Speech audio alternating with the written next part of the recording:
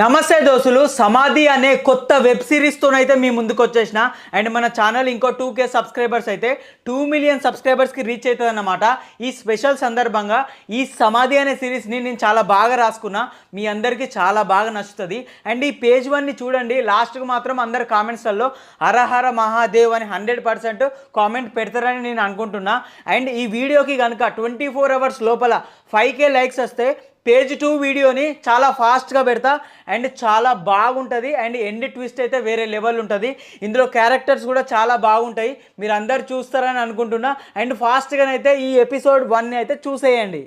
ఎంతో సందడిగా ఉన్న ఈ ఇంట్లో ముందు రాబోతున్న ప్రమాదం ప్రళయం సృష్టిస్తుందని తెలియక ఎంత సందడిగా ఉన్నారో చూడండి. ఈ ప్రమాదాన్ని ఆపడానికి ఒకే ఒకరు దిగి రావాలి.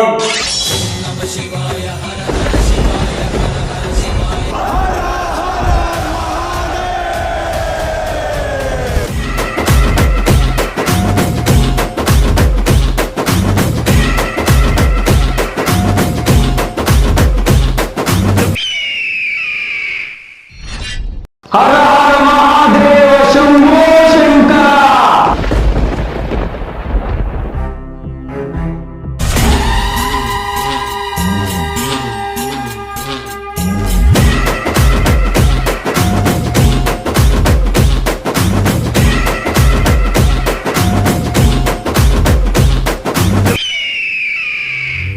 ఈ రుద్రాక్ష మాలను తీసుకొని నీ మెడలో వేసుకో గౌరీ. రుద్రాక్షణ పిచ్చేమన్నా పట్టిందా మీకు? అమ్మ ఎవరు వీళ్ళు అసలు?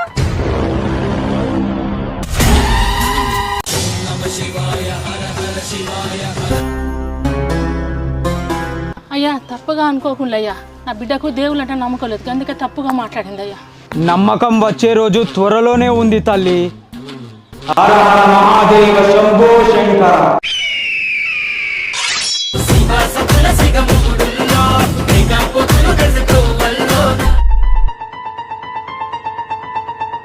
అమ్మా, నాగసాధువులు మామూలు మనుషులు కాదమ్మా.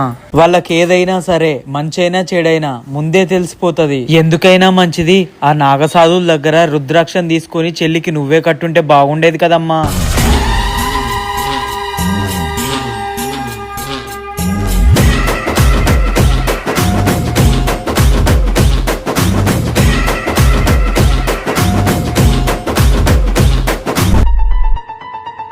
స్వామి, ఆ రుద్రాక్ష నాకు ఇవ్వండి స్వామి, మా బిడ్డ కట్టుకుంటా. నమ్మకం లేని చోట మేము ఉండలేమమ్మా. నీ బిడ్డకు మళ్ళీ నమ్మకం కలిగినప్పుడు ఆ శివయ్యే మమ్మల్ని మళ్ళీ మీ ఇంటికి చేరుస్తాడు. హర హర మహాదేవ్.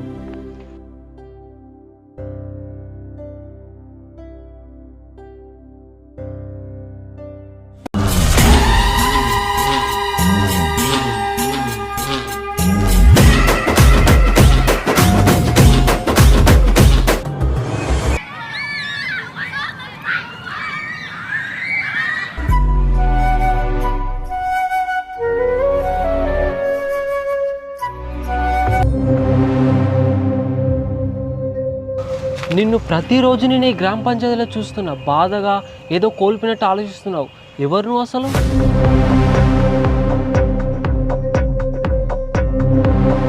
భయపడకు, నిన్నేం నేను అననులే. నాతో మాట్లాడని లేకపోతే నేనే వెళ్ళిపోతా. బాయ్. అరే పదరా. ఆగు. నా పేరు టిల్లు, నాకు అమ్మ నాన్న ఎవరు లేరు, నేను ఒక అనాథని. అవునా? నాకు కూడా అమ్మా నాన్న లేరు, నా చిన్నప్పుడే చనిపోయారు. అవునా? మరి ఎక్కడ ఉంటావు? చిన్నప్పటి నుంచి వెళ్ళి ఎక్కడ పడితే అక్కడ పడుకోవడం అలవాటు అయిపోయింది. అప్పుడప్పుడు ఈ గ్రామ పంచాయతీలో పడుకుంటా. సరే కానీ నువ్వెక్కడ ఉంటావు? నాకు ఇల్లు ఉంది, నేను ఆ ఇంట్లోనే ఉంటా. మరి అనాథ అన్నావు? అనాథ అయితే ఇల్లు ఉండకూడదా? అలా కాదు, నాకు అమ్మ నాన్న లేరు, నీకు అమ్మ నాన్న లేరు, నాకు ఇల్లు లేదు, నీకు ఇల్లు లేదని అనుకున్నా, అంతే. మా అమ్మ నాన్న చనిపోయే సంవత్సరం అవుతుంది. మా నానమ్మ చాలా ఆస్తులు సంపాదించిందట, అంతా పోగొట్టుకొని ఇప్పుడు నేనున్న ఒక ఇల్లే మిగిలింది. నానమ్మ తదనంతరం మా అమ్మ నాన్నకు ఈ ఇల్లు సొంతమైంది. మా అమ్మ నాన్న చనిపోయాక ఇల్లు నాకు సొంతమైంది. ఇదంతా సరే కానీ మీ అమ్మ నాన్న ఎలా చనిపోయారు ఇల్లు? అదంతా నీకు అనవసరం. మళ్ళీ ఎప్పుడు వస్తావు టిల్లు? రేపు వస్తా. సరే అయితే కలుద్దాం.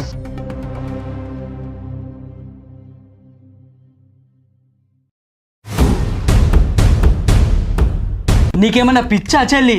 నాగసాధువులతోని అలాగేనా మాట్లాడేది? అన్నా, ఈ దేవుళ్ళు దయ్యాలు అంటే నాకు నమ్మకం ఉండదని నీకు తెలుసు కదా, మళ్ళీ అదే టాపిక్ నా దగ్గర మాట్లాడొద్దు. బిడ్డ నాకెందుకో భయం అవుతుంది బిడ్డ. నాగసాధులు సామాన్యంగా ఎవరింటికి రారు బిడ్డ. దేవుని దగ్గర బొట్టు పెట్టుకొని పోవాలి బిడ్డ కాలేజీకి నువ్వు పోయేటప్పుడు. అమ్మా, మీరు నాకు ఇలాగే చిరాకు తెప్పించారంటే ఇంట్లో ఉన్న దేవుడి ఫోటోలన్నీ తీసుకెళ్లి బయట పడేస్తాను. చెల్లి అన్నా, నన్నే కొట్టడానికి చేయలేపుతావా? నాన్న రాని నీ సంగతి చెప్తా.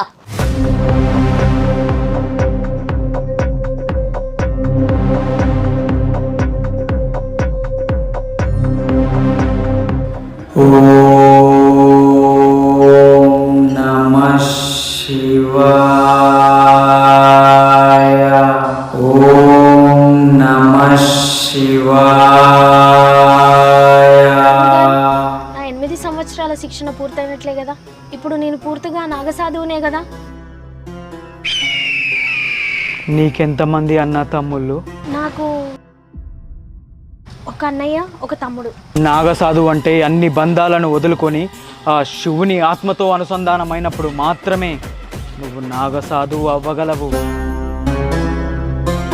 నీ మాట, నీ శ్వాస, నీ ఆలోచన, నీ బాధ, నీ సంతోషం, నీ ఆత్మ ప్రతిదీ ఆ శివ పరమాత్ముడితో నీ ఏకమైనప్పుడు మాత్రమే నువ్వు నాగసాధువుగా మారగలవు. పంచభూతాల కదలికలు సైతం ముందుగానే తెలిసే ఆ నాగసాధువుల శక్తి నీకు రావాలంటే ఆ శివ పరమాత్ముని ఆత్మలో భక్తితో లీనమైపో. అప్పుడు మాత్రమే నువ్వు నాగసాధువు అవ్వగలవు. లేకపోతే నాతో 8 సంవత్సరాలు కాదు 100 సంవత్సరాలు నాతోని శిక్ష పొందినా లాభం లేదు. హరహర మహాదేవ శంభో శంకర.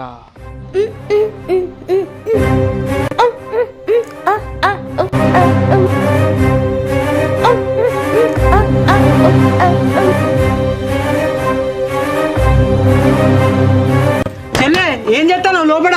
బిడ్డ ఏం చేస్తాను నానా? తలుపు తిన్నానా?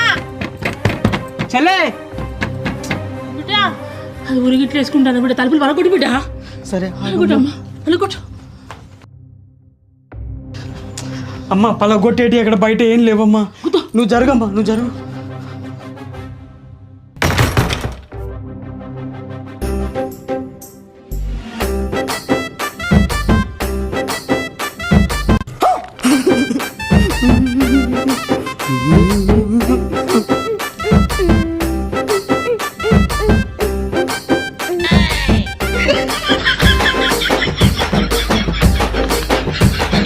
ఏమైందమ్మా గట్లా చూస్తాండ్రు?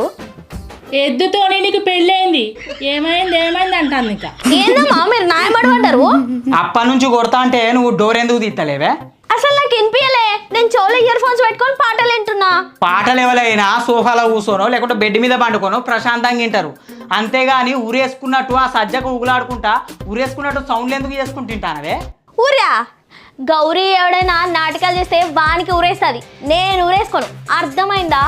నేనేదో హైట్ తక్కువ ఉన్నా కదా అని కాలేజ్లో అందరూ పొట్టి పొట్టి అంటుంటే సబ్జా అట్టుకొని ఎలాడుతున్నా, దానికి ఊరేసుకున్నా అంటారు మీరు. సాలే కానీ ఎప్పుడే దీన్ని పండుకుందా? మీ డాడీ వచ్చే టైం అయింది, రేపు కాలేజీ పోవాలి మళ్ళా. సరే పదమ్మా. బాగా సబ్జా ఊగి ఊగి మధ్యాహ్నం తిన్నదంతా అరిగిపోయింది. మస్తు ఆకలి అవుతుంది, తిని బజ్జుంటా. సరే నాడు.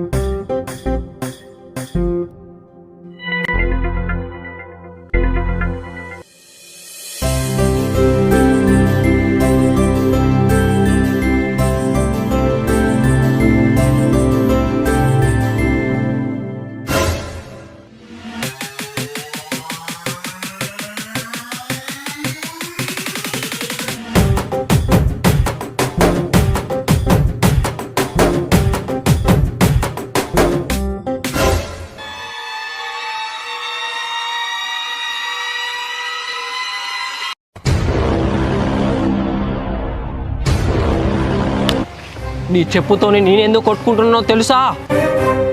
నువ్వు చెప్పుతోని కొడతావనే భయం బాధ కన్నా నువ్వు నాకు చెప్పకుండా వెళ్ళిపోతావనే బాధతో కొట్టుకున్నా. ఒక్కోసారి నన్ను ప్రేమించి చూడు గౌరీ, పువ్వులో పెట్టి చూసుకుంటా. ఏ మూసుకోరా, పువ్వుల్లో పెట్టి చూసుకుంటాడంట. ఇంకోసారి నువ్వు నా వెనకాల పడ్డావు అనుకో, మా అన్నయ్యకి చెప్తా ఏమనుకుంటున్నావు.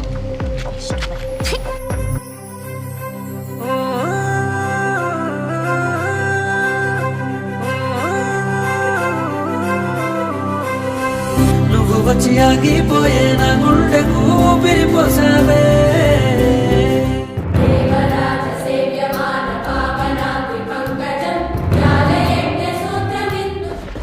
గురువుగారు, నాకు ఒక సందేహం, అడగమంటారా? అడుగు. ఆ గౌరీ అనే అమ్మాయికి ఏమవ్వబోతుంది? కొన్ని సంవత్సరాలుగా సమాధిలో బంధించి ఉన్న ఒక ప్రేతాత్మ ఈ గౌరీ శరీరంలోకి వెళ్ళబోతుంది. దాన్ని ఆపుదామని మనం హిమాలయాల్లో నుంచి ఈ నర్సంపేటకి వచ్చినాం. అవునా? అక్కడెక్కడో హిమాలయాల్లో ఉన్న మీకు ఇది జరగబోతుందని ఎలా తెలుసు గురువు గారు? కొన్ని ప్రశ్నలకు వెంటనే సమాధానం ఉండదు. సమయం సందర్భం వచ్చినప్పుడు నీకు సమాధానం దానంతట అదే దొరుకుతుంది. హరహర మహాదేవ్. హరహర మహాదేవ్.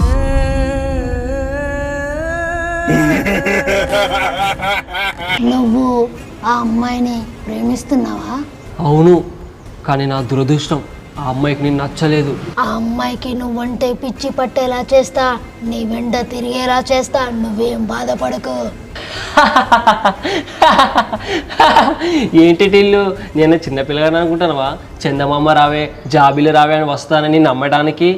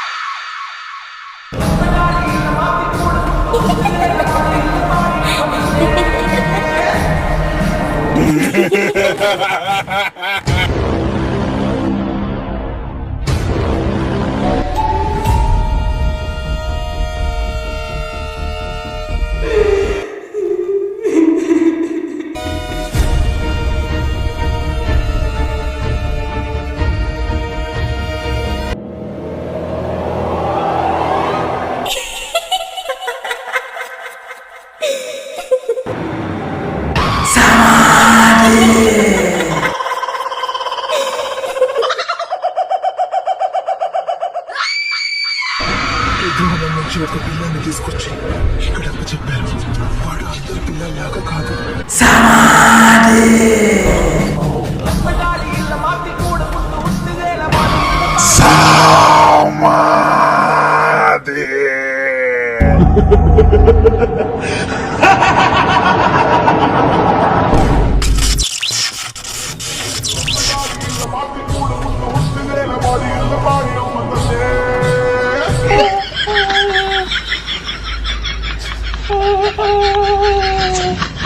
నువ్వు ప్రేమించిన అమ్మాయి ఫోటో నీ దగ్గర ఉందా?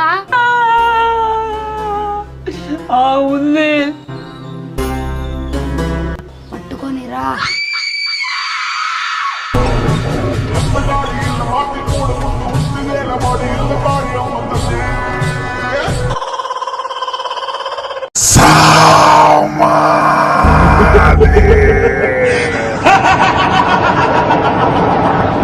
అక్కడ పెట్టి